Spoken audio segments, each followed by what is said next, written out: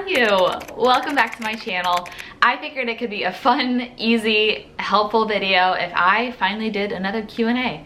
I get a lot of random questions and I can't really answer them all in depth, so I figured let's ask you what you want to know and I will try to get to as many as possible. But also, before we get started in this video, I just want to say that a while ago I kind of talked about what I make on YouTube and Google AdSense and watching ads. Since then, a lot of you have said that you've been watching the complete ads in my videos. It's been about 2 or 3 weeks since that video has come out, and by the time you see this, it'll be another 2 or 3 weeks, so I'm sure the stats will be even different. But my AdSense revenue has just about tripled in the last 28 days, which is absolutely insane, and it is all thanks to you, and I am getting increasingly closer and closer to getting to quit my serving job, which has been my main goal for a long time, and it blows my mind. Like, it blows my mind. You are making my dreams possible, and you are making my hustle pay off, and I cannot thank you enough. So for those of you who have gone out of your way to let me know that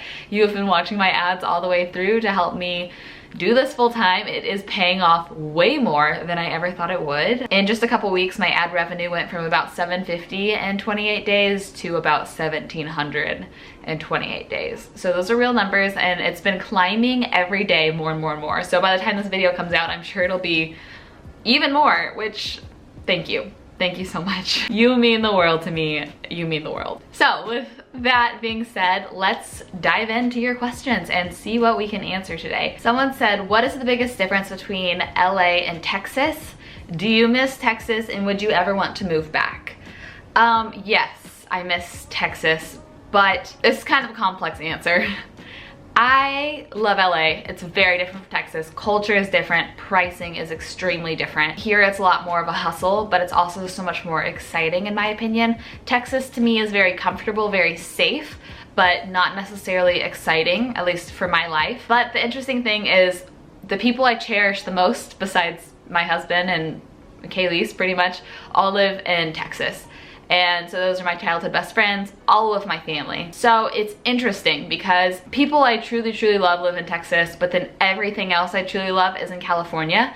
So I do feel like no matter wherever I am, I feel a little bit homesick. So when I'm in Texas, I'm like, I miss California. But when I'm here, I'm like, I miss my family and my friends.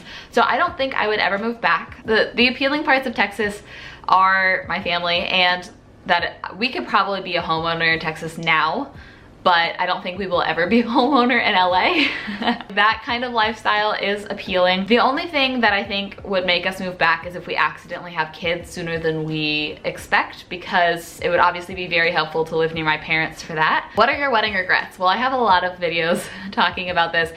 My number one regret is spending so much time saying hi and talking to people that I don't really know instead of actually enjoying my wedding. If I could have gone back, I would have, I don't know, done table rounds or something, said hi quickly, and then been more adamant about being on the dance floor, eating, and enjoying those parts of my wedding instead of feeling obligated to make small talk with people. These are gonna be honest answers. I hope you're ready. These are already very honest. What types of investments do you have and how do you manage them? So I have a financial advisor. I found them through Dave Ramsey's SmartVestor Pro. I'll link it down below, but Dave Ramsey has this program where he kind of filters out financial advisors that aligns with his views, and then you can enter your zip code, see who's in your area, set up meetings with them. I ended up going with someone named Tara Walker. She is amazing. Thrivent Financial, they're actually a Christian finance group, and she manages all of our investments. Brooke and I each have a Roth IRA that we put $500 into a month each, a total of $1,000 a month into our retirement funds. And that is invested across all different types of things. There is like more high risk, more low risk, there's international things, and I let her manage all of that. She's the professional, she moves things around. And then additionally, we have invested into a very diversified portfolio. We let her figure that out as well. That one is going to be a little bit more low risk because ideally one day we would use that to buy a house. And since buying a house is closer in our future than retirement, we don't want to make that as high of a risk.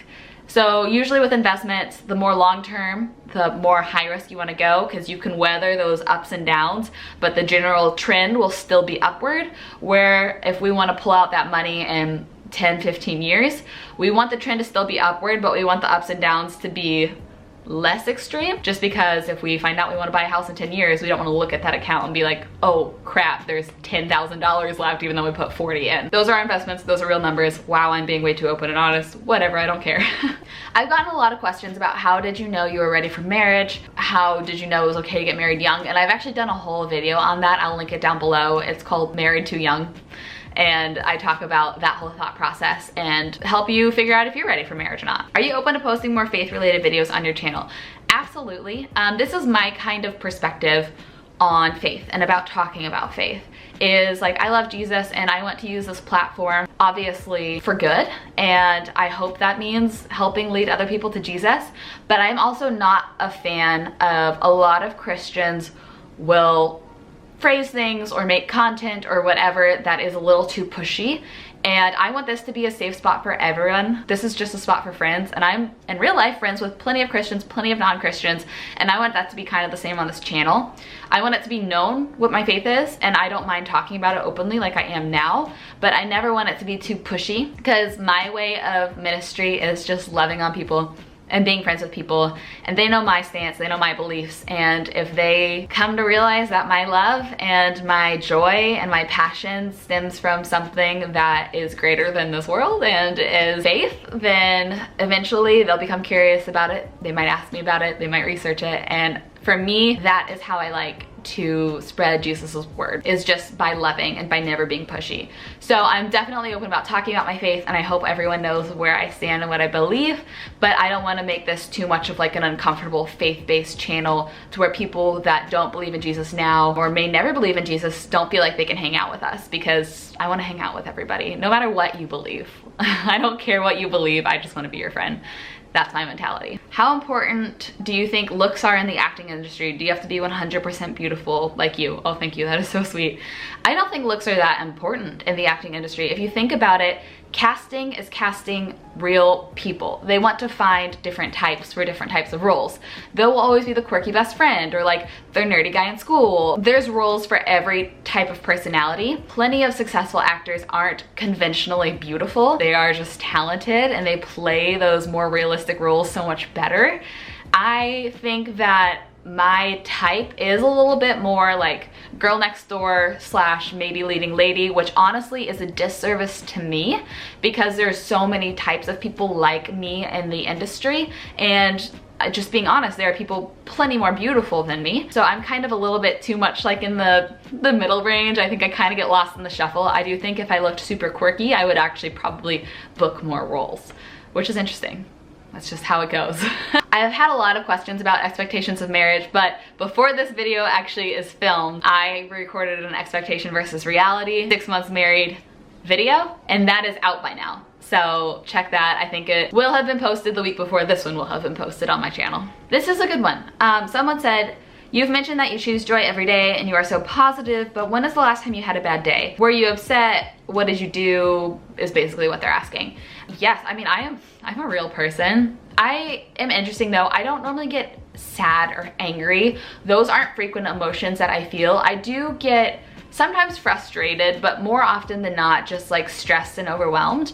I think that is the negative emotion that I battle with the most. I'm in a very like hustle phase of life where I juggle probably too much and some days it feels impossible. I do a lot to combat that. A lot of times Brook, my husband, is like a really big haven for me in that, and he'll affirm me and help me talk through all of that. So he's a big help. Also, a lot of the times too, I just focus on taking deep breaths. I don't normally feel anxiety, but sometimes I feel anxious if I'm going into a shift at work, because in the serving world, you don't know what you're getting into. And I have noticed that sometimes taking a nap when I feel stressed is like the reset button that I need. And so those are tangible physical ways that help me feel better when I'm feeling not so joyful. Does the negative feedback from your videos ever get you down? I mean, yeah, people are saying mean things. Like, that's gonna affect anyone. I have been learning how to turn it off. I'm thankful that on this channel here, a lot of the people here choose to be my friends, and so they're just a lot more loving because they watch me for me. On different platforms like TasteMade, for instance, people aren't watching that for me, they're watching that for food. So you get a lot of hate comments on their thing, especially their Facebook page has what, like 30 something million followers. So with that big of a group of people, you'll get a lot of hate comments. So in that world, I've learned to kind of turn it off. Sometimes it still does affect me, but most of the time, if it's on my page, I delete it, and deleting it is kind of like a physical way for me to just like get over it and be like, whatever, you're gone from my mind. The things that affect me the most are usually when people make comments about my loved ones, especially about Brook, because he didn't choose to be on the internet. So I feel very like protective over him and any of my loved ones, and that's what affects me the most, is if anybody makes a comment about someone that I love that I'm putting in a vulnerable place by including them in my channel. I feel for them even more, and I kind of take that personally because I feel like I'm responsible for that, and that's what affects me the most. So someone said, you always talk about having several jobs. Would you mind sharing what they all are? Absolutely.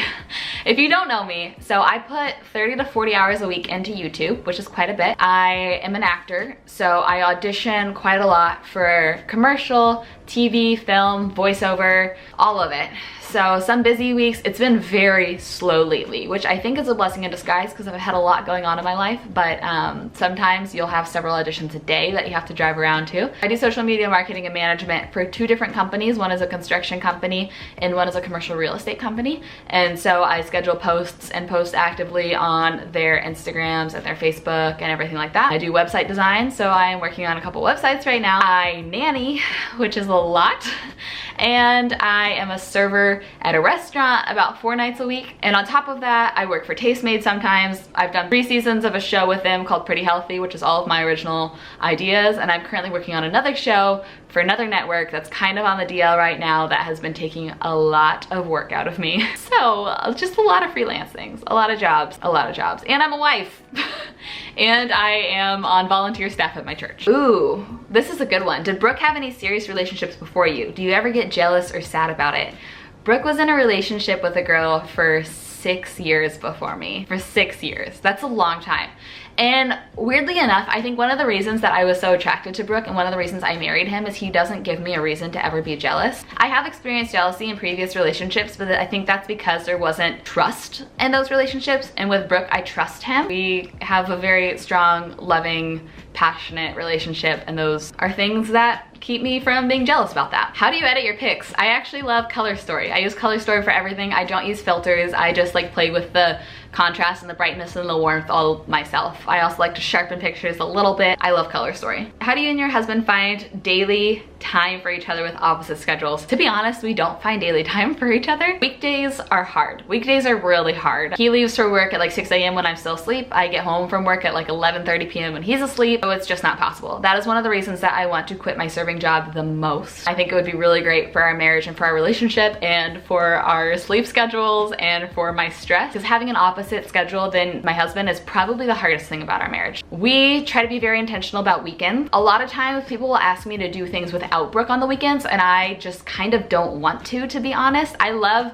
doing group things that include him, but weekends are like our only time together right now, so I'm very protective over that time. We try to do things that involve each other on the weekends, and if I do things that are like just girl time, I'll do that during weekdays, or he'll do that during weeknights. So that's how we try to, you know, be intentional with as much time together as possible. How did you first manage your diet when you found out you have celiac disease? Any advice? I dove into research. That is the #1 reason why I ended up getting my degree in nutrition, because I was just like, I have to fully understand this to know what's going on and to feel comfortable and to feel healthy and to feel safe. So I read a ton of books. I basically only ate from home for quite a while because cross-contamination at restaurants is so scary. And I just try to learn as much as possible. So if you're dealing with any like health-related food or dietary restrictions, I think research is the key to at least having a peace of mind, because it's hard to have a peace of mind when you're violently ill. And when trying to consume food is the reason for that. Did you have a serious relationship before your husband? And if so, how did you know to end it? I released a video on this recently. By the time I'm recording this, it's not actually out yet, but it's called My Biggest Life Regret. And it's kind of that whole story of ending a relationship I shouldn't be in And so if you haven't watched that, I explain that in depth. Let's end. This has already been a very long video. There's so many good questions. Let me know if y'all want a part 2, and I can absolutely do a part 2, but let's just end in a kind of more fun one. What is your ultimate dream career path? If I could have my ultimate dream, I would quit all my side jobs, like restaurant, nanny, social media, website, all of that, and I would just focus on like the creative freelance full-time. I would love to do YouTube full-time and have that be my more like steady source of income, and then continue to audition and continue to do random freelance projects with different networks like TasteMade or like the one I'm working with right now, and just be creative. I guess that's all involving being in front of a camera. So hosting, producing, editing, creating, all of that stuff. I think I'd like to do all of those things full time. I don't think I'd ever quit YouTube. I don't think I'd ever quit acting. I love them both a lot. So that would be my dream. And I could just be my own boss babe, freelancer, actor, girl. I think I'm actually closer to that than I realized too. I'm hoping within a year I can at least be doing that somewhat. Okay, there are so many good questions. I didn't get to so many, and I just posted these Q&As like 3 hours ago. So thank you so much for submitting your questions. I love getting to answer them, hanging out with you, getting to know each other better. If you have any additional questions, post them in the comments. I'll try my best to get back to you about them. And I love you so much. I hope you have the best rest of your day, and I will see you in a video very soon. Bye.